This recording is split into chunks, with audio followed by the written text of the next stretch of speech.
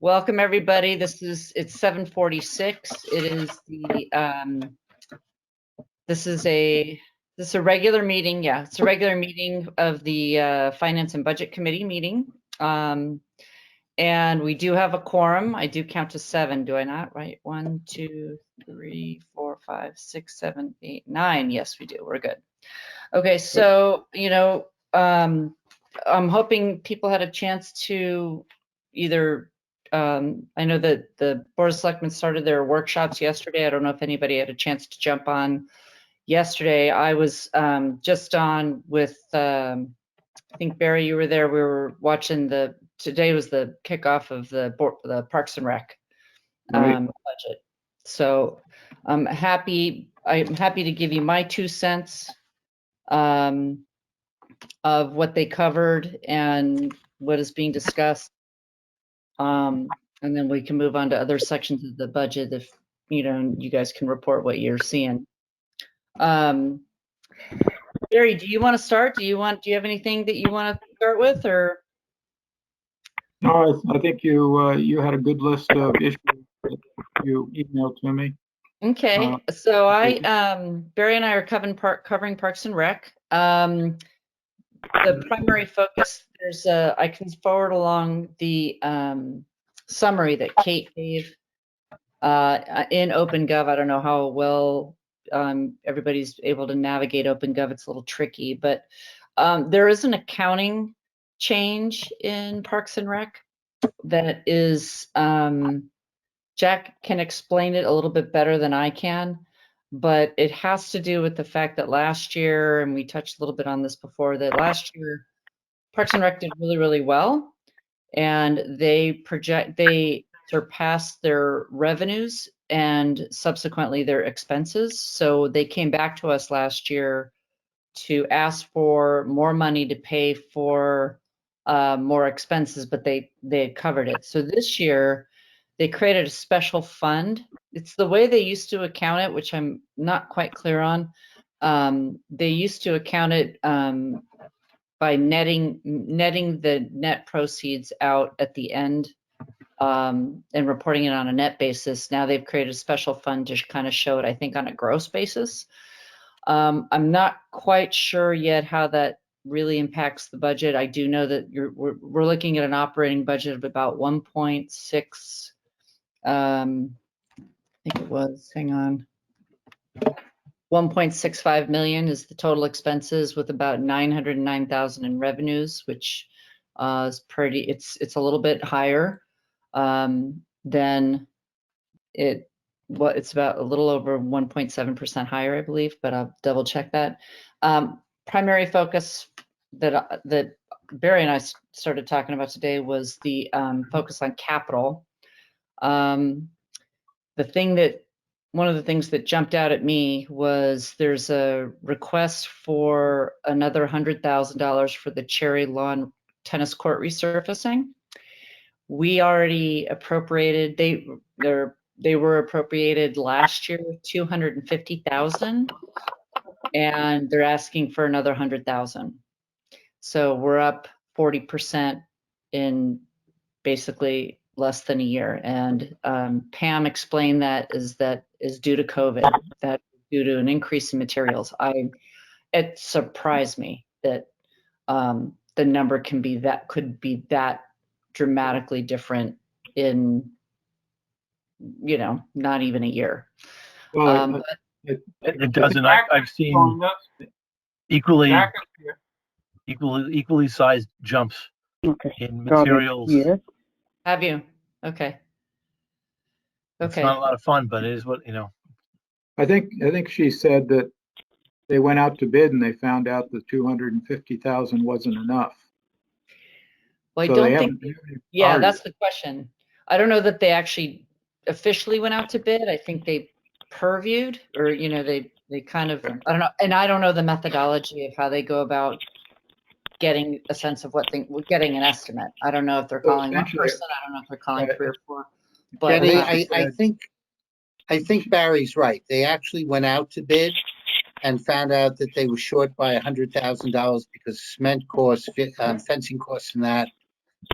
And I think they have to go out. I think Kate said, which Barry was correct on, that they have to go out and bid again because the bids that they received have expired. Right. And, you know, I frequent Cherry Lawn often, and I'm still very much in support of getting those tennis courts resurfaced. They need them. They really do need them. So, so that's back in the budget. There, not much else on Cherry Lawn. There's a $175,000 ask for McGuan for a playground upgrade. And I think that you know, has a lot of ADA compliant upgrades to it. And I believe that's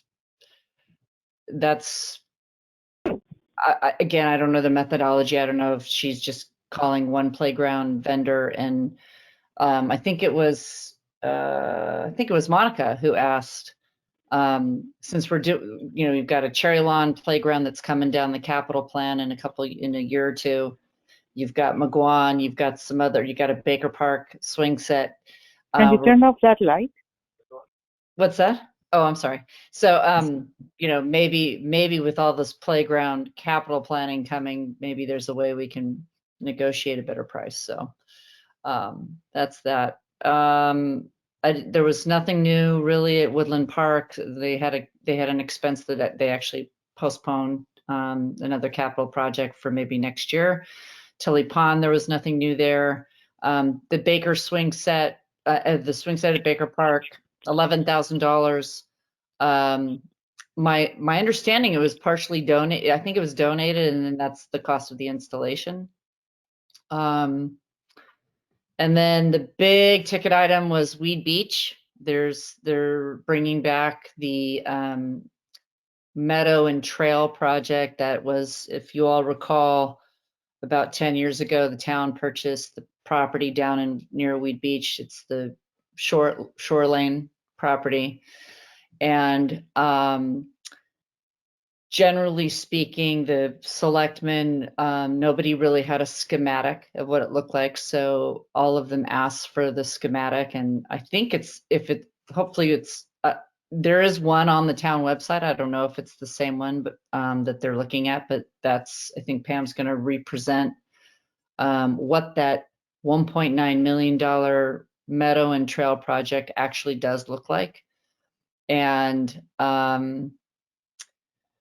yeah, my question was, because this is a capital project that's over $1 million, it's customary for the Board of Selectmen to assign a building committee. So we'll see if I think they're gonna discuss if that is gonna happen here. They don't have an option. They have to. I think that would be prudent. Yeah. A little history on this. Back, and for those members, many of you were around. If you remember, we had a joint meeting with Park and Rec in the senior center when a gift was supposed to be made from the Darien Foundation and the Darien Athletic group.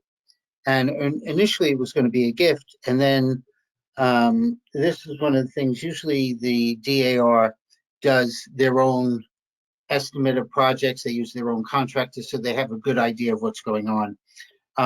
This came in like 5-6 times higher than what was initially thought it was going to be. And so we had a joint meeting with Park and Rec, Laura Bora and members of the board of Parks and Rec, the commission were there, members of the DAR were there, and basically the project was delayed at that time. So the estimate that they're using is 2, maybe 3 years old. So one of the things which, you know, through the chat I suggested was that similar to other projects that we've done in town, that whatever the cost might be, 100,000 is given now for the, for real engineering to be decided, as well as whether or not they're going to use this type of boardwalk or the other type of boardwalk, and have it all laid out, then come back to the Board of Selectmen, Board of Finance, and the RTM with what the final project is, what the final costs are, and other things like that. And so I mentioned that Kate mentioned, the question said that they would talk about it, but I think that Mike Burke, Jay-Z, and Sarah were all pretty much saying this is too big of a project to just sign off on without a heck of a lot more detail.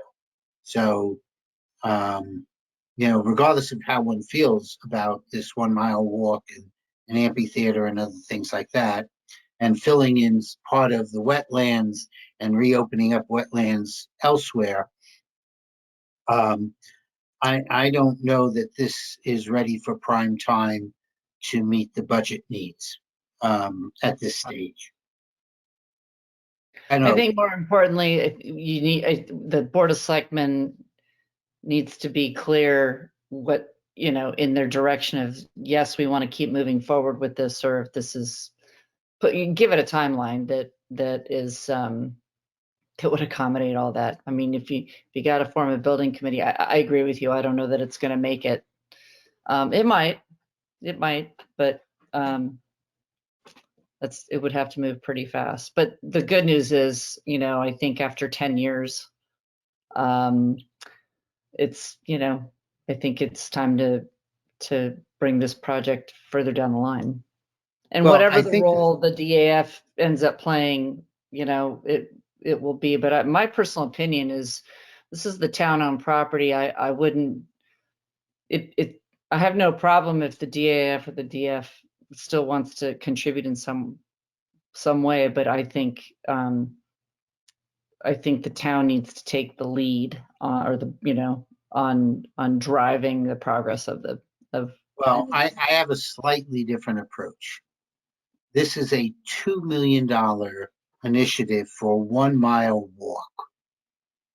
And there's going to be an incremental cost during the summer, and there may be additional maintenance costs throughout the period of time. So until all those numbers, first of all, that's a lot of money. And we may find, based upon what the new costs of cement, wood, everything else is that has gone up during the pandemic, distribution train issues, and all these other things, that this is not a $1.9 million project. It may be much greater. So until we know what the final cost is, whether or not that's where the town wants to spend its money at this time, and what the additional costs are to the budget, yes, get the numbers, let's get it, and then go from there. I'm not committed to this, which others seem to be. Martha? I was just curious, did Pam talk about it at all? Because I understand at one point there was a boardwalk on the beach side that was quite wide. I don't know if they've narrowed that. And are we talking about a 1 mile paved path around the short lane property? Yes. Yeah. Well, there's a drawing, whatever, the one that's on the town website shows it's kind of like it's like, it's around it and then it's through the middle. So it's kind of like a figure 8, a little bit. And I can't tell how big the boardwalk is, but there is a boardwalk, and I know that Less was than one, yeah, but the total thing will be less than a mile. Wow. And is there an amphitheater that's going to be constructed? That throws me too. not clear. Not clear. Land? No. All right. Well, many more details needed. Hence Yeah. why I suggested that we provide monies to them up front and figure out what this is going to cost before, you know, I mean, people are excited about it, but let's at least know what we're committing the town to. I mean, obviously it will be bonded, but still, you know, that's a lot of money I'm going to throw out a point of reference, you know, and granted, different time period, this is 3 years ago, but when the town did the walkway at Highland Farm. That's on 16 acres. And that included parking lots and a walkway and landscaping for a budget of all in of about a $750,000 budget on a Yeah. 16 acre property. So, and I know we're in different time periods, but But it's also the land that it's going on, because correct. Highland was basically dry land Right. and they made it ADA. This will be wider than Highland, so it can take traffic both ways. But it also, they have to fill in wetlands, do some other things there. So, and then reopen wetlands elsewhere in the at the beach area. So there's a lot of things that are, in my opinion, are still unknown. Hence, I'd rather that we spend $100,000 up front and get to a final place where people know what everybody's looking at. So anyhow, let's move on from there. That's anything else on Park and Rec that you wanted to discuss? Barry, I know you were there yesterday and today. Is there anything that you thought about on the budget from your, I know that this was also on Channel 79, so, I'm assuming some people watching 79 if they have cable and not on the Zoom meeting, so. I thought it was well discussed and presented. I'm just waiting to see what the selectmen do with it. Yeah. At the end of the meeting, they talked a little bit about the benefits going up. Our experience rate has gone up in the healthcare for the first time in years. I'm going to be asking Kate to give us a breakdown the same way we got from the Board of Ed of there looks like there's some new positions being added. Those positions have benefits associated. So can they give us we have the salary, but what are the benefits associated with that? Currently, the new positions are, we always knew that when the 3 developments started to come online, that we would need additional inspectors for fire marshal and other things. They currently have 4 part-times. They're going to move of part-time to full-time July 1st, and then January 1st move another person from part-time to full-time to take on the inspections that need to be. On Monday, we're going to hear of a technology person being added to the police department. I don't have information on that at this time. And then the one that created a little bit of angst amongst some of the people, I know that there was basically a letter writing campaign to Kate on it, was that the health department had requested a sanatorium for inspections. But Kate, as well as John, had mentioned that the way that they're building the budget is we're building for what we know. And so without knowing yet when those buildings are coming online, it's unfair to add the sanatorium even in January 1st. And it's something that the Board of Selectmen will discuss. But if they do, one of the options that I discussed with Kate was that you can always get a health inspector and hire a consultant to do it for 6 months, and we're only paying for what they're doing as opposed to waiting for the next thing to come online in that. So there didn't, on the budget side, if you look at the budget overall, it says expenses are up 1.7%, and that's not the real number. And the reason is that while Kate removed the special revenue fund Park and Rec expenses from the proposed budget, she didn't remove its equivalent from the prior year budget to compare apples to apples. So the removal from this year's budget was 492,000. So if we at least want to see what the expenses are up, if you add 492 to the current budget, that would be more in line to what the expense increase is. There are a lot of revenue increases this year on Park and Rec and other places, so we'll have to see how that is a net increase to the overall budget, because remember, the Board of Selectmen does not net their revenue versus their expenses, which the Board of Ed does. So we do it in our presentation. In addition, it looks like it appears as if the total request for expenses from the Board of Selectmen is up 9-10%, not even counting the 492, because in the budget last year for calculating the mill rate, all of capital was paid using general fund funds.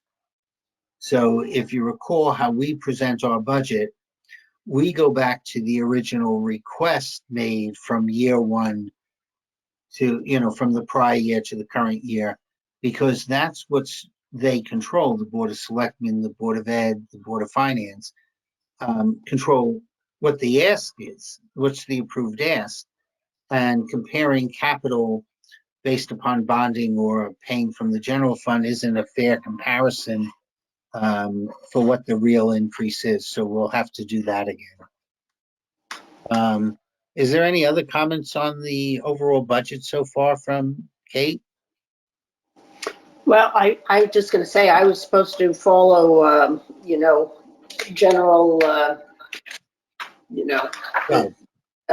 community budget or whatever, general government.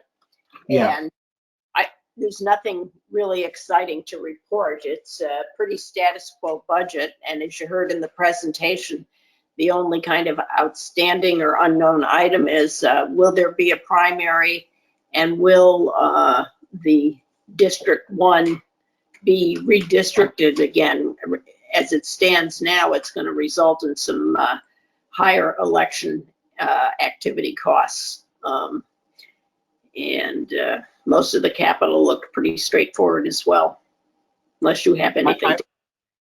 I would agree, and I don't want to get ahead of ourselves, but any changes, including what happens, is required to come to the RTM.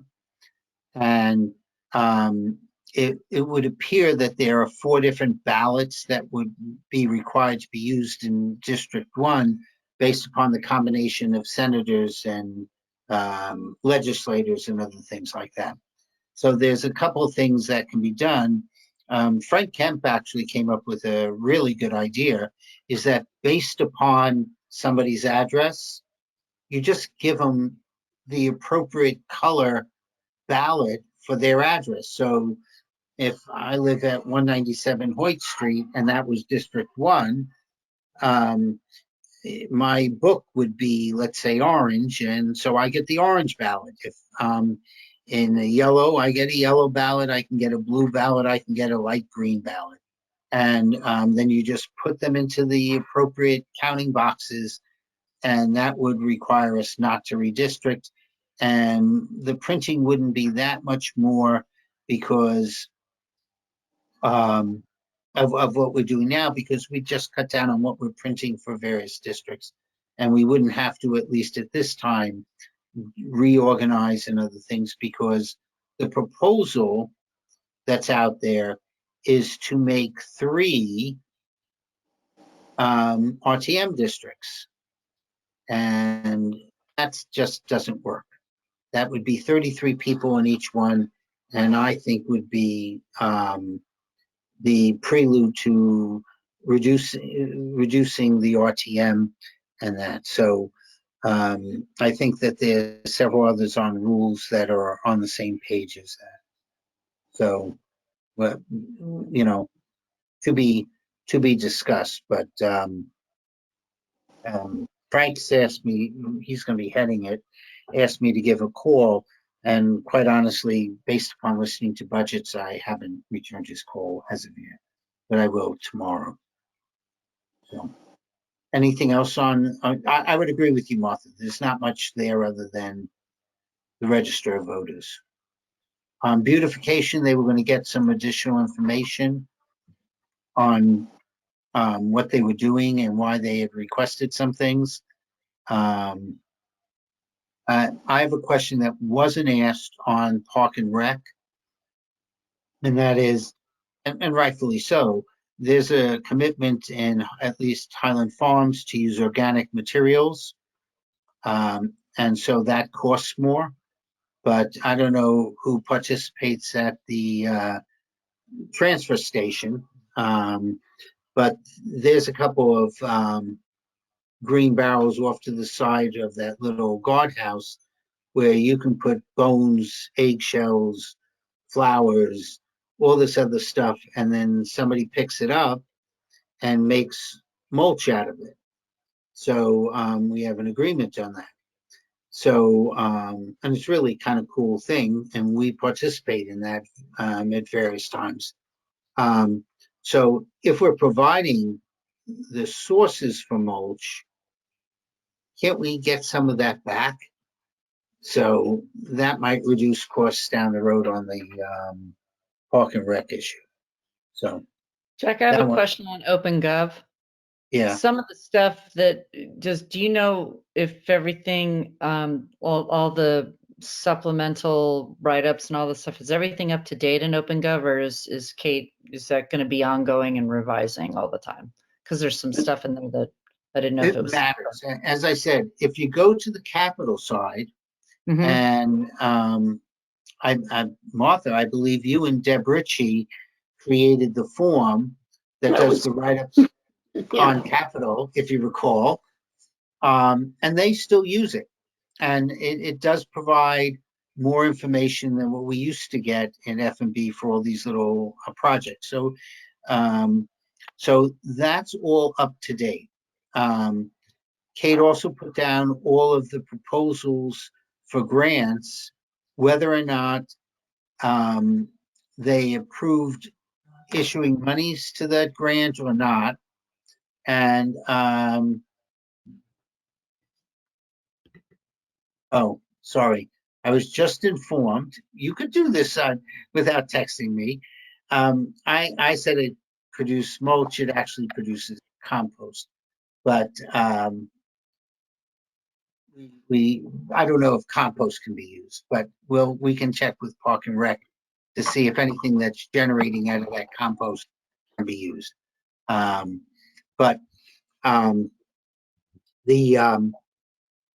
So everything is up to date. All the documents are there. There may be more added, such as more details once the things on the walk or the circle and Weed Beach gets done, whatever they're calling it, Meadow and what else. But it's pretty good, and it's at times cumbersome to use, but what is good is that if you do drop downs, if you go to the side and do the drop down, it does give you the total amounts of everything that added up to their budgeted number. So, and identifies whether or not something is just an increase in an existing program or it's new. And that's one of the things I'm going to try and do, because again, looking at new growth versus core growth is do a lot of drop downs and take big items and start to say, okay, here's the budget. It may have been up 4% in a particular area, but they may be at 2% in core and, 2% on a couple of new items that are small. So we'll try and do that so we can identify core versus actual growth. So, Okay, Jack. Yeah.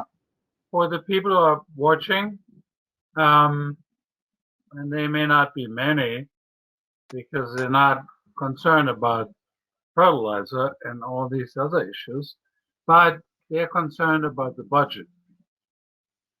So the last I looked, the budget for the town is up 9%. Okay, that's a headline number. We know it's not what we're talking about, but that's something we should talk to our constituents about, because it's a scary number. Okay, so can we break this down, what it all means?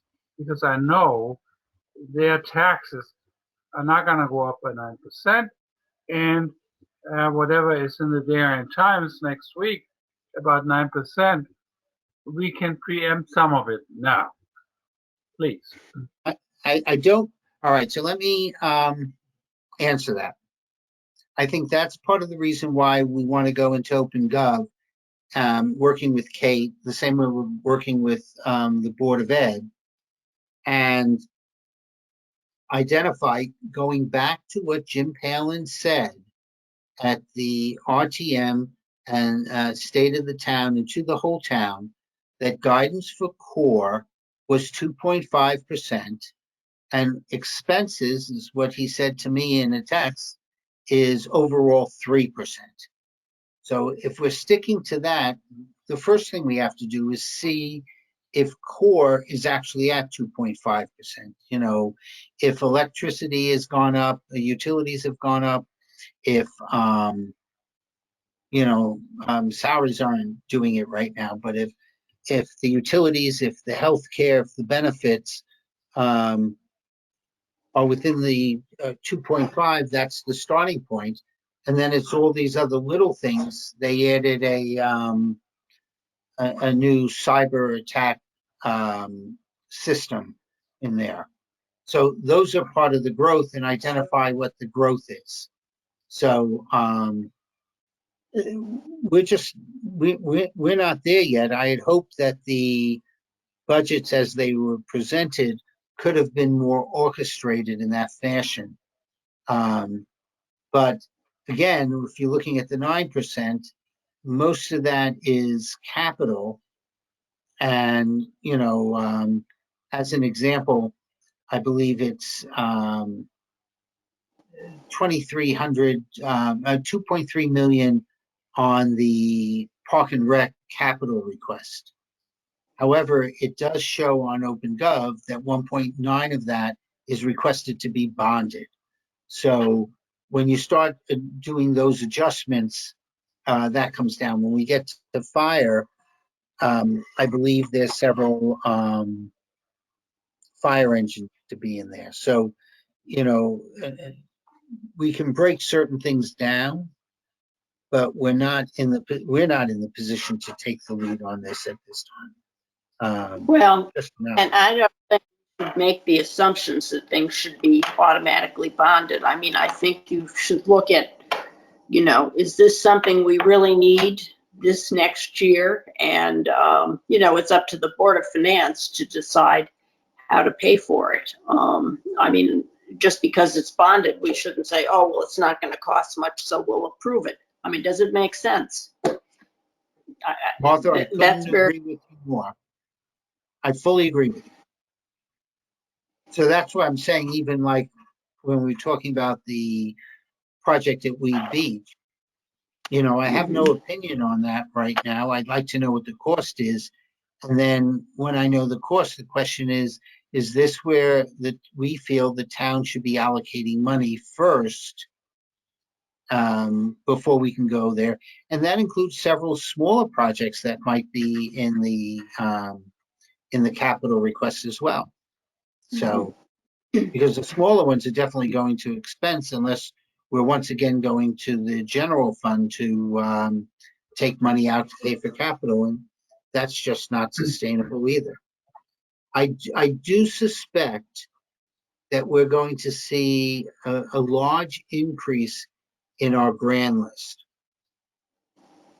But, and Martha, chime in whenever you feel if I say something not entirely correct, because I know you know this better than I. You're more up to date than I am at this point, but go ahead.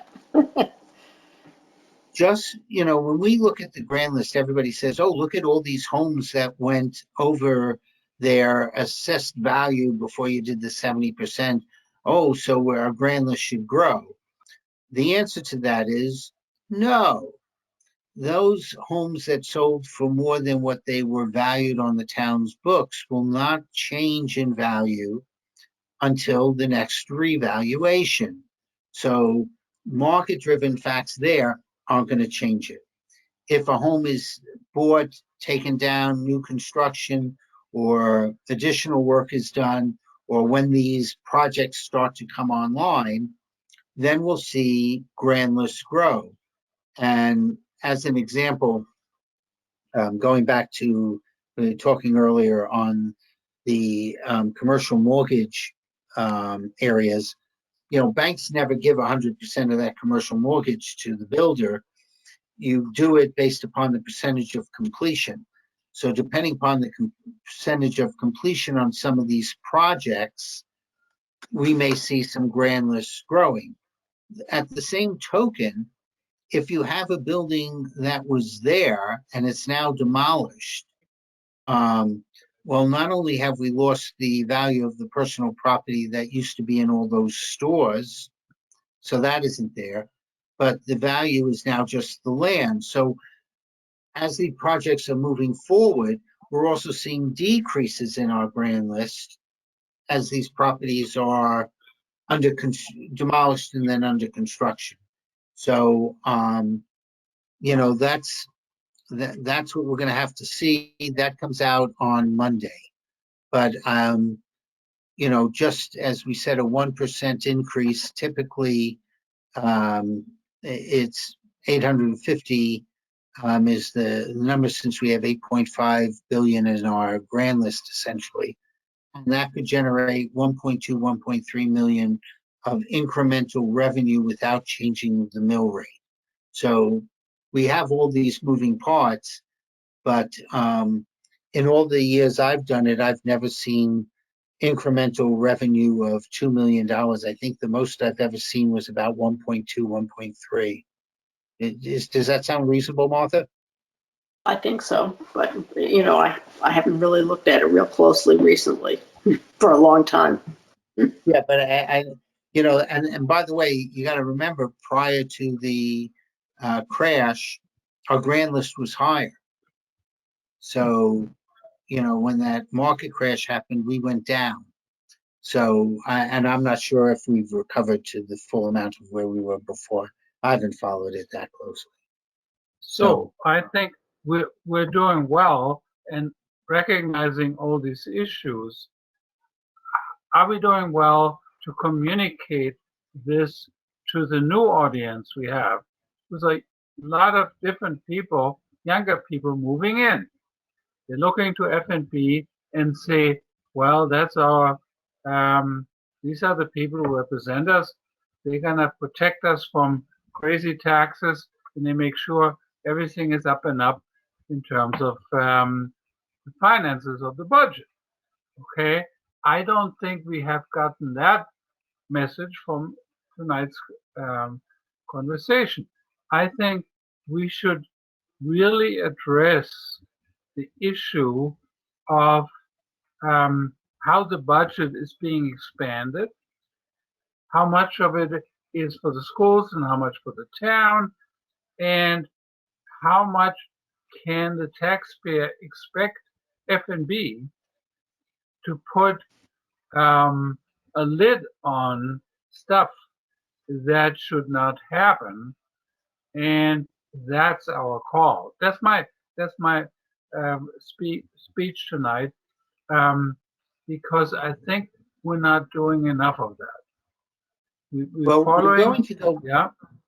We're going to go back to the Board of Ed, but first of all, we right now in total represent 12 votes out of 100 on what goes on in the RTM. And so when the budget comes, even if we all agree, we're only 12 votes.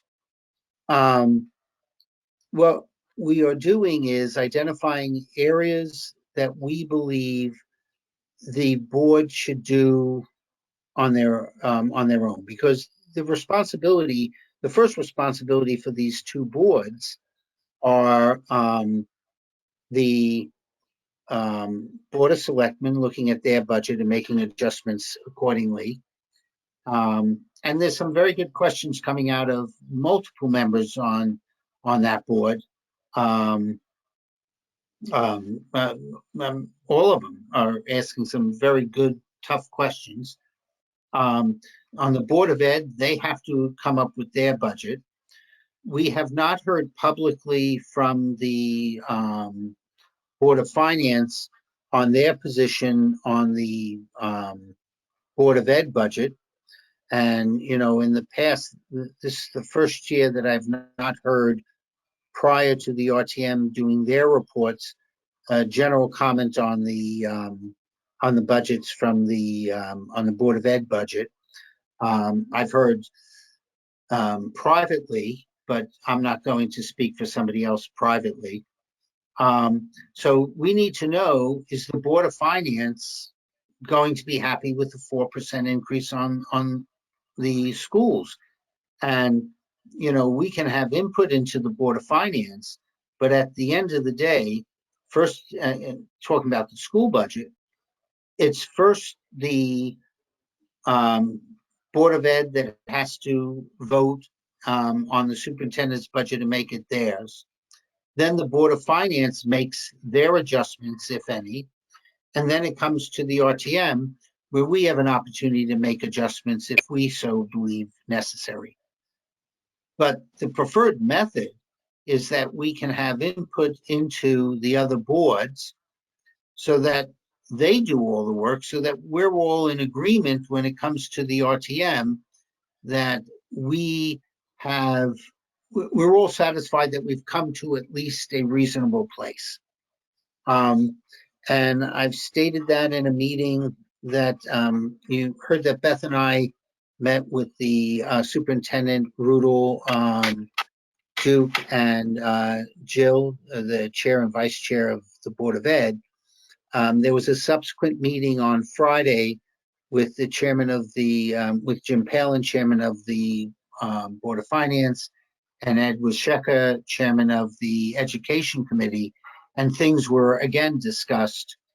And I said in that meeting, I'm looking for the Board of Ed to make the appropriate modifications to their budget to be consistent with what the Board of Finance chair said was the guidance. So I've understood that at both the Board of Ed meeting and now on the public Facebook local government page, that again, it's quoting that the chair of the F&B committee has said that the Board of Ed needs to cut $1 million. No, that's not what I said.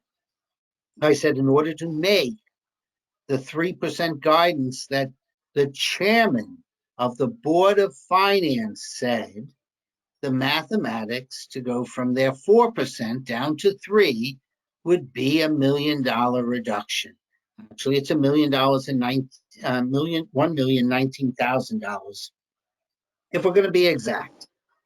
But that person can continue to go on and say whatever they want. We stated the same thing in our presentation to the Board of Ed, and those comments to me are meaningless at best. We will continue to do it as part of the buddy system if there's areas that we feel we want to express to the Board of Finance, we will. And then at the end, we'll have an opportunity to come back to the RTM if we are not satisfied with where the final amounts are. I'm hoping that we don't have to get there. But if we do, we do. And that's how we can protect our taxpayers. But at the end of the day, when we get into that RTM meeting, each one of us are one of 100 votes. And so that's why I'm constantly looking for the two boards to come back to reconciling to guidance at the 2.5 level first. I mean, we may just have a tough year that the cost, some of the increases that we have, and that was happening in insurance, isn't going to allow a 2.5% increase. But we don't know that. So that's where I'd like to reconcile to. But as a lead-in, Bert, thank you very much. I don't believe in census of the meetings, but I would like to go around the room and ask everyone whether or not they are comfortable with a Board of Ed increase of 4%. I'm rounding up at 3.97%. Jack, since I'm in Yeah. a bad mood tonight, I'm not even done yet. Oh, Okay. go ahead. Before you go to the next round, I know, okay, so there's 16 more students coming in from Norwalk, right? Now, is this any issue of the F&B? Well, it seems to be an issue for the Board of Finance, because they're asking for what kind of leeway we have in what we can accommodate right now without hiring new teachers. So that seems to be okay, but maybe for now, maybe not in the future. So this is a big subject. It does affect F&B because it affects the Board of Finance, and it affects all of us. So this is one thing I wanted to bring up. And that's one of the two things I want to bring up. But for now, that's the one we should discuss. Okay, so let's go to that, because I'm going to try and be as apolitical as I can be, which is always a very difficult situation for me, as I tend to be rather direct. I believe some of the information that they have discussions on the financial aspects of the open choice are the equivalent of saying that President Trump won Connecticut. All right? That's about as honest as I can be here. In addition, all of those speakers who are so concerned about costs are dead silent on adding 10.7 FTEs to this budget, and I haven't heard a single one of them say, oh, and by the way, I'm so concerned about costs, why are we adding a groundskeeper? All right? So I have to imagine that for some of them, there's other things driving this. I'm not getting into what it is. That's a personal observation. Now, that being said, we have Rich Rudel, who has run this program at a different district. The costs are variable costs and are minimal. You had Paul Hendrickson, who many of us know as being a conservative financial individual who has run this also. He's also been CFO at a number of school districts, who also stated this is minimal. Rich Rudel presented what the variable costs were from kindergarten through 5th grade and did a projection on that. And in fact, this year, if 16 children were taken in, the credits that we would get from the state would be greater than the incremental costs, including the $10,000 for the liaison, which ultimately would be spread over time. In addition, the only commitment we have is to these 16, and I don't know if it's 16, 12, 8, whatever, that's a Board of Ed decision. That's a policy decision. We don't get into that.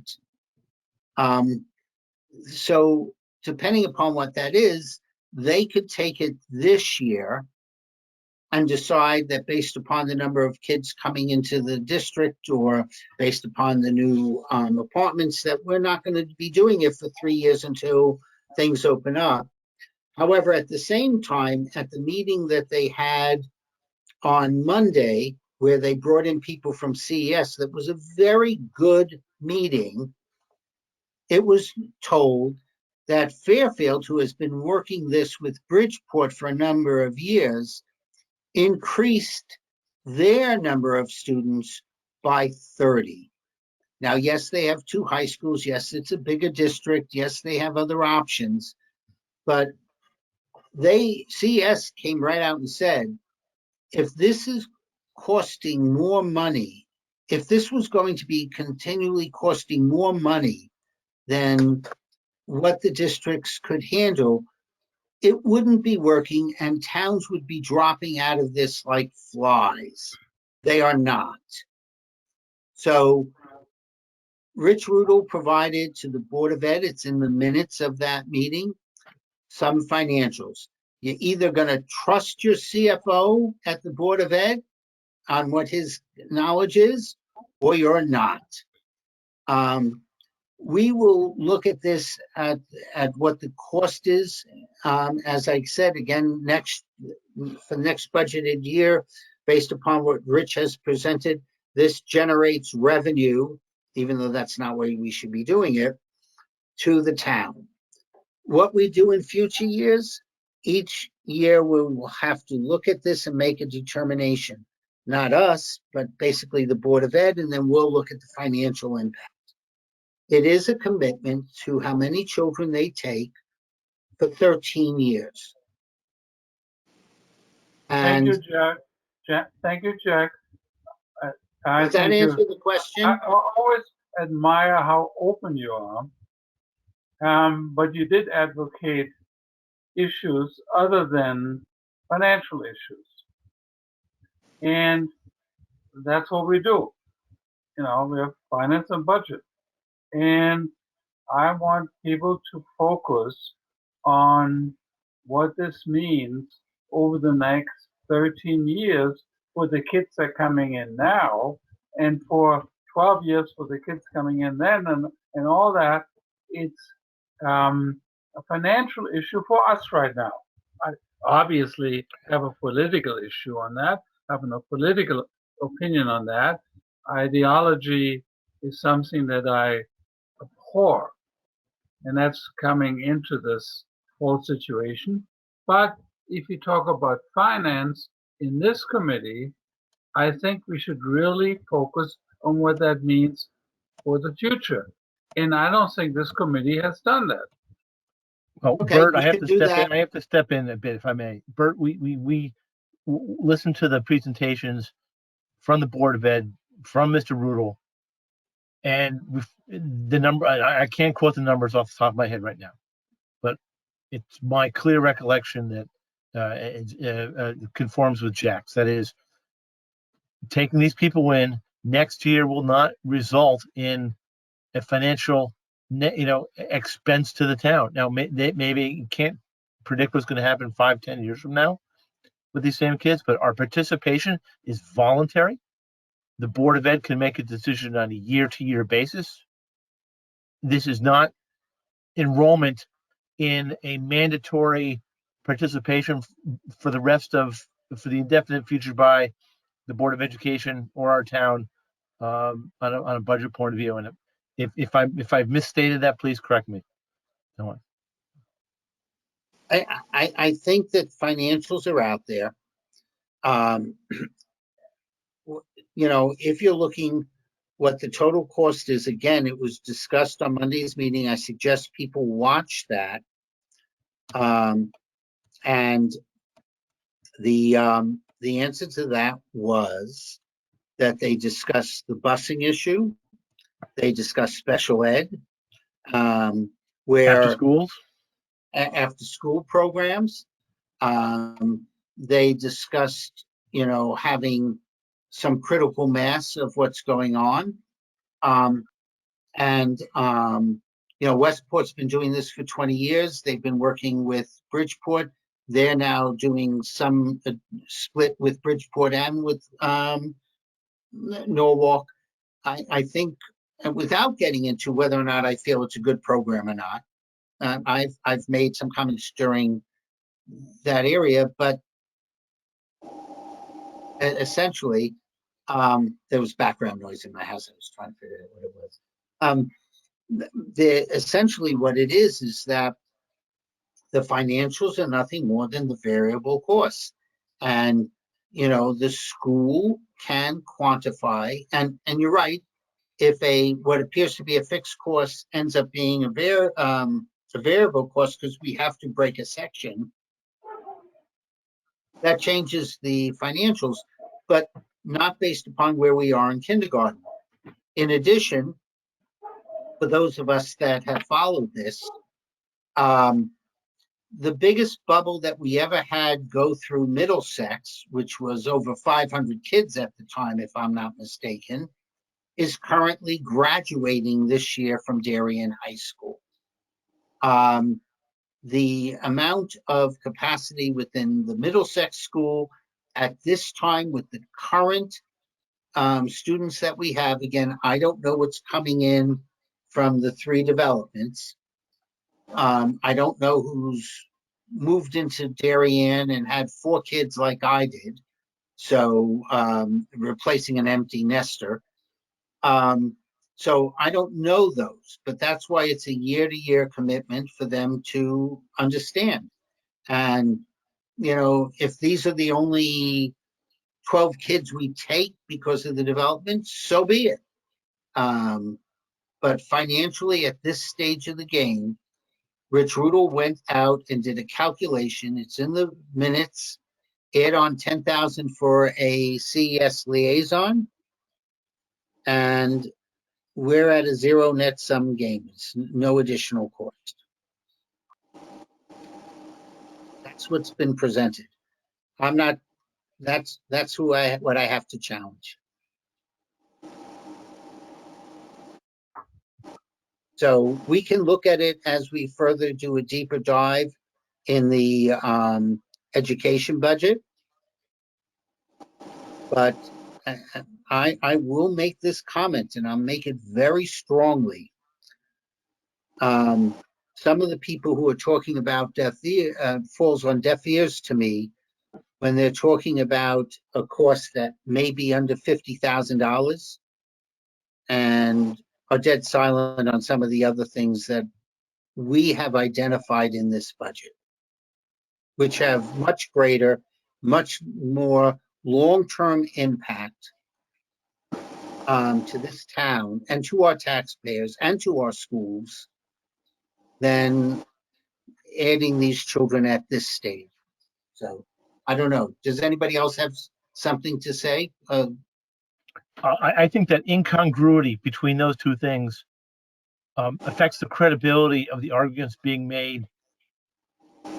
You know, that this is, the people are trying to project that this is a huge, major financial commitment on the town that we have to be wary of.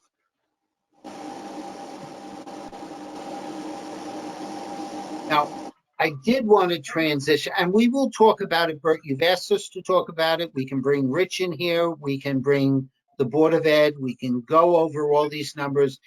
Again, we can request if, you know, the person from CES was there. If necessary, we can do that. Maybe have them present to the RTM so that there's a better understanding. But this is a very emotional issue. And while I can appreciate people are emotional, F&B deals with facts. F&B deals with numbers. We shouldn't be dealing with emotion. And that's where I'd like to say is if the numbers are the numbers, those are the numbers. Jack, well, Jack. Yeah, James. This is actually pretty good.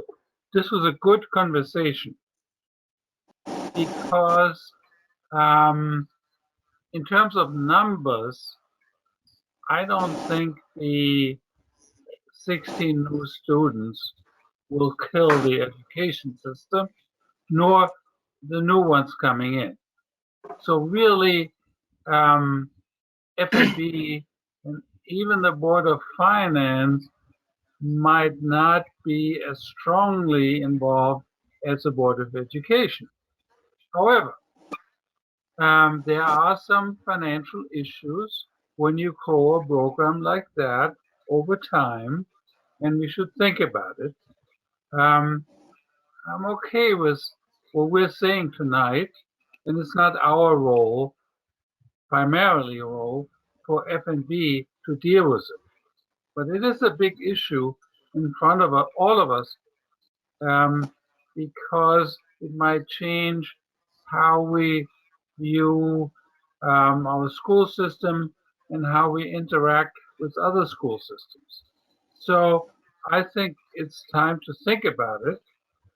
I don't think it's it's a role primarily of F&B to do that, but there are some financial issues, and the Board of Finance has raised those issues by saying how much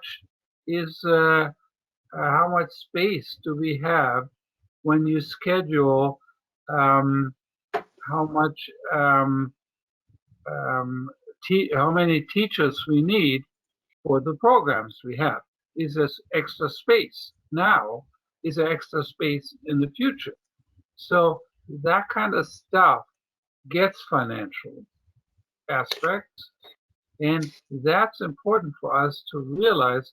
Financial aspects and cultural aspects sometimes interact. And you know what my own opinion is on that, but I wanted to bring this up. Go ahead, James. Yeah, just one word. Just it's not.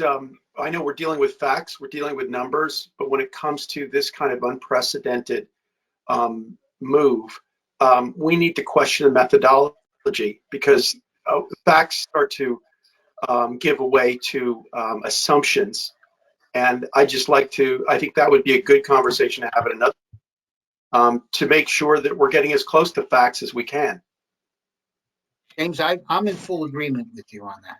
I don't think anybody here is in disagreement with that. And that's why I'm saying I can look at this current year and see how they track through. I can't say with the 3 new developments whether or not these aren't the only 16 kids we ever take in, based upon what the demographics and what happens, and how many kids are coming in based upon the new house sales and the turnovers in properties with people who were empty nesters who finally had the opportunity to sell out, and what that's bringing into the future. So that's part of the reason why, and I'm never going to say this right, but I think it's called the demographic or demography or something, that they've added $10,000 for the next year's budget to start to look at this, where typically in the past we had done it once every 3 years. But yes, I'd like to save $10,000 off this budget, but based upon the changing households and number of homes that are going to be occurring in this town, it's a worthwhile exercise. And for $10,000 to have better information for the Board of Ed, I'm not challenging it. Yeah, James, if I may jump in, James, I recommend and urge you strongly to watch the meeting from the other night. I can't think of any question that was not asked by the board and by the Board of Ed and by the public comments and the such. I think that's the best response I could give. But I agree with you. I think we do want to make sure that we understand what the costs will be. But I think the board has done a fairly good job. Board of Ed has done a fairly good job at presenting those and asking CES, which for partners, the partners in this program, they've done a good job at discussing exactly what the costs are, who's covering what. As Jack mentioned, transportation for after schools, for regular school day, and other areas. Just want to add that the Board of Ed, when I was on the Darien Housing Authority and we were redeveloping Allen O'Neill and we had to predict how many kids were coming into the school system, we got really close. I mean, there's so, granted that was another administration, but there is a methodology for anticipating what happens when development happens. and who's really going into the 1 bedrooms and the 2 bedrooms. And I don't know how many 3 bedrooms we're building, but there's, you know, there will be a methodology. I can tell you what ours was, and we kind of nailed it. We've predicted 26 kids over 13 grades coming in from Allen O'Neill from the new redevelopment, and that's kind of where it landed. So I have, you know, I'm sure there is a methodology. You know, that we've done this before. We did it with Avalon, we did it with Allen O'Neill, and I'm sure, you know, this open choice is, it's similar in that you have to predict, like, how many seats do I have available? And the beauty about open choice is the Board of Ed has the decision to proceed or not proceed, whereas when people do move into the town, we have to educate them no matter what. So I'm sure they'll, you know, there's a formula, an estimation of how many people are going to be coming in and how many open seats for open choice. And they're, you know, I'm sure they'll make I'm going to go back and watch the meeting and take a look at the numbers, but we've done this before. I'm going to send you the link to that because I asked Duke if he could tell me when it was online and when the linkage is. What was the date of that meeting? I'm sorry, Monday's What was meeting. the date? Monday. Monday. So I will tell you, the town did not estimate properly for Kensick. That we missed totally. You know, it was supposed to be, at least initially, an age restricted, and I think we ended up with 50 kids out of there. But then we were building 3-bedroom homes with, you know, 3,000 square feet. And, you know, that's not typically where people downsize to. And those were unrestricted. Yes. So that's why I support going and looking at these studies on an annual basis until we go there. Now, there was some other costs that were raised because while we will be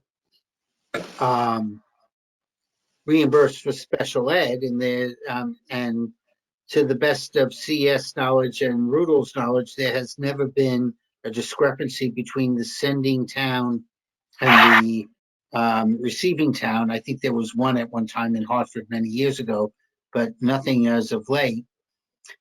If we get students where English is the second language, that is not a special ed cost, and as such would not be reimbursable. So when people hear that, they say, oh my goodness, we're going to have to add a English as a special language teacher because this is Darien. Well, the district has over 40 kids already that qualify for that program. And some of them are rather trying to think how to rather unique languages. So they're not all, you know, Latin or East, you know, your Eastern European. There's a slew of different exotic. That's the word I was looking for. There's a couple of kids that are in our school system that have pretty exotic languages that are already being handled by existing staff. So that's all I'm trying to say. You know, they have to calculate that out, and that's a valid question. What's the break point before we have to add another English as a second language teacher? So worthwhile to have that conversation. But I did want to go back to, and I have no problems, and I'll see if we can, I'll speak to Duke and that if it's important enough to see if we can get some, please everybody watch the meeting first, and then we can see whether or not we need to bring somebody from the outside to assist in the explanations beyond the financials. To ask all questions that the Board of Ed may not have asked. I did want to go around the room, so to say, and currently the Board of Ed budget is at 4%. I'd like to know whether or not you believe that is too high. I'm not asking anyone for what you think it should be, but just to have an understanding of whether or not you find the 4% to be acceptable based upon what we've heard so far, or whether or not we believe it's too high. So I get to go last. So I'm gonna start based upon how my screen goes. So Louisa, I'm starting with you. Yeah, I think it's a big increase. Okay. Beth. Beth, did you leave us? I think she had to step out for a moment, and Okay, so I'll go to Peter next on my line. I mean, it's yeah, I have to qualify it. I still need to consider whether or not there's compelling need for all of the new FTEs, and that whether that's been fully explained or not. I'm willing to. I think the increase is justified as long as it's justified. And I think we've all questioned some of the new FTEs, and we have to look at those closely. Okay, Martha? I'll go to Bert next. We'll pick up on people later. I'll be happy to respond. I think obviously 3.954% is too much. And I think a budget should be managed within the parameters that the higher ups, or in this case, I don't know, not higher ups, but the people who are on the Board of Finance came up with some guidance as to what is sensible. And obviously 4% is not. So you leave it to, I don't want to micromanage anything in the Board of Education.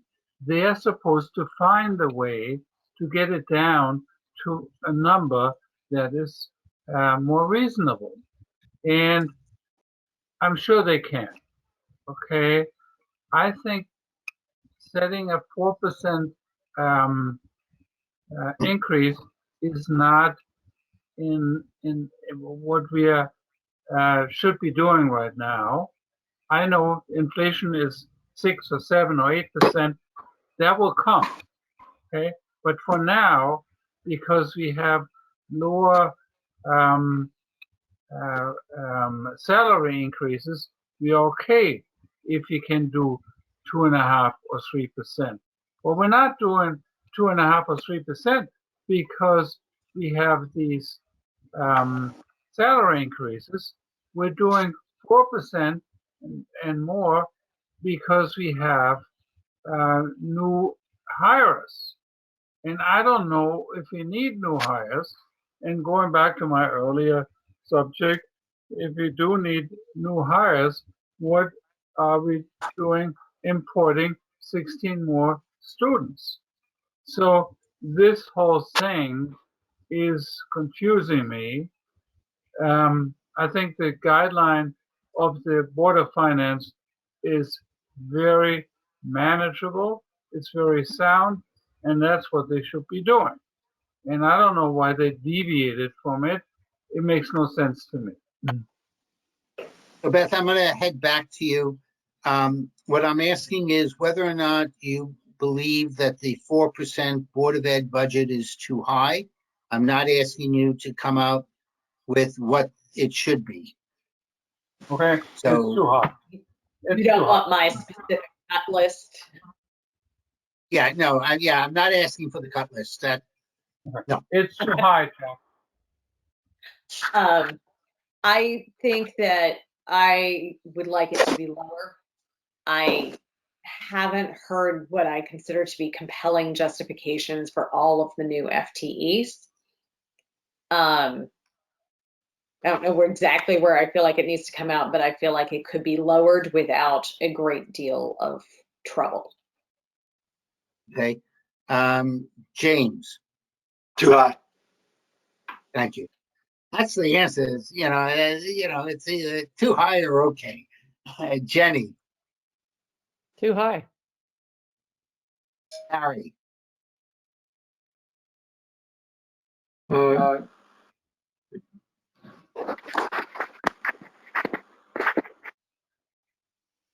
Can you hear me? Yep. I think you mentioned at one point that you thought it was too high by about $1 million.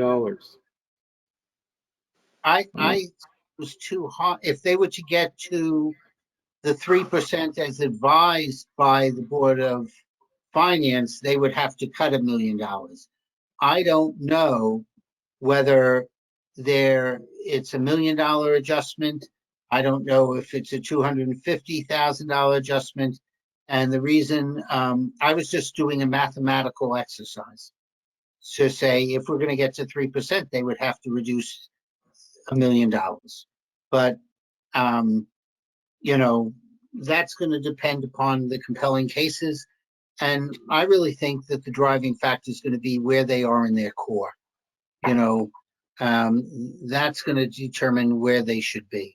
So I'm just asking people whether or not they think in general it's too high or it's okay with where it is.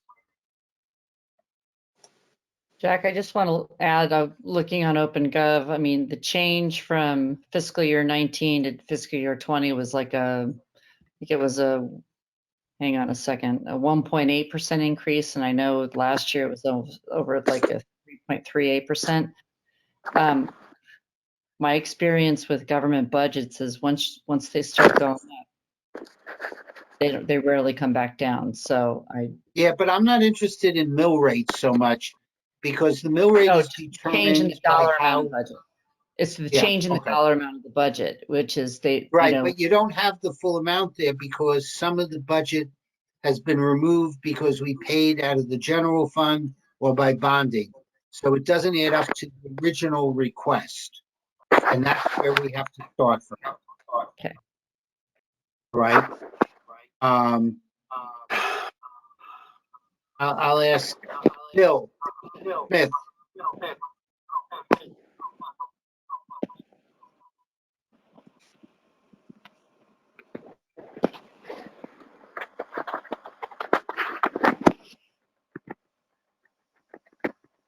Martha, do you believe the 4% is too high?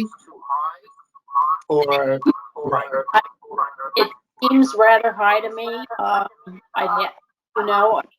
down to the FTEs, if they could make, if I were a taxpayer, I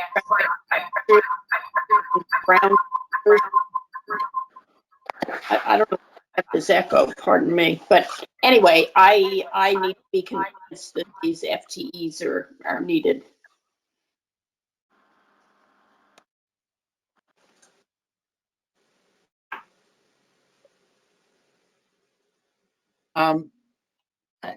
Yes, I think we took care of it. Thank you.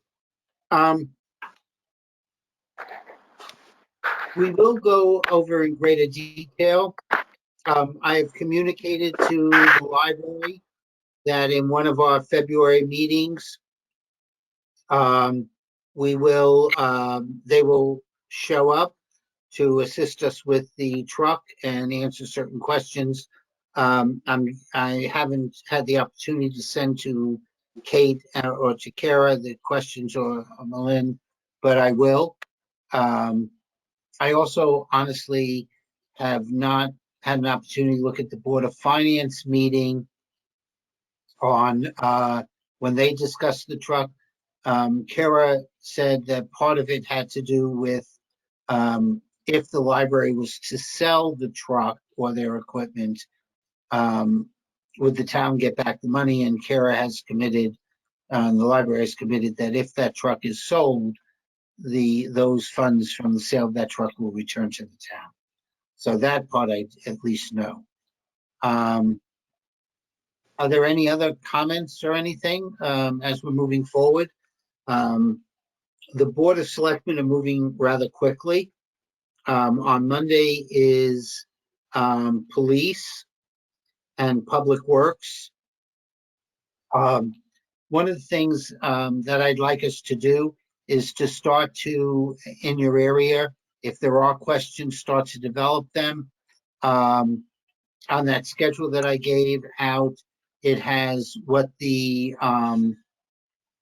corresponding RTM committee is. So please feel free to contact that committee and see what questions they might have, so we can consolidate. And then feel free to contact the corresponding Board of Finance members. I do not know, and I have to speak to Jim Palin on how he perceives the buddy system will work. But in any event, we're going to be moving forward with our questions. Let's see what else is there. We have some minutes. Jenny, do you want to? So I'll take a motion to approve the last minutes. Do I have a motion? I'll take Beth, second James. Are there any changes to those minutes? Seeing no hands being raised. Are there any noes? Are there any abstentions? Minutes pass unanimously. We will have a union contract that will be discussed in February at the Board of Selectmen meeting. As soon as they're discussed there, we will have the executive summary, which I'll pass, and then I'm anticipating it's going to be us primary and public health and safety secondary, because the 9 civilian dispatch are in that contract as well. With that, I take a motion to adjourn the meeting. Bill and James, you got that, Jenny? And so with that, meeting is adjourned. Thank you all for a interesting conversation. We will follow up on what's been requested. Have a good evening, everyone. Thanks. Thank you, Olivia. Bye.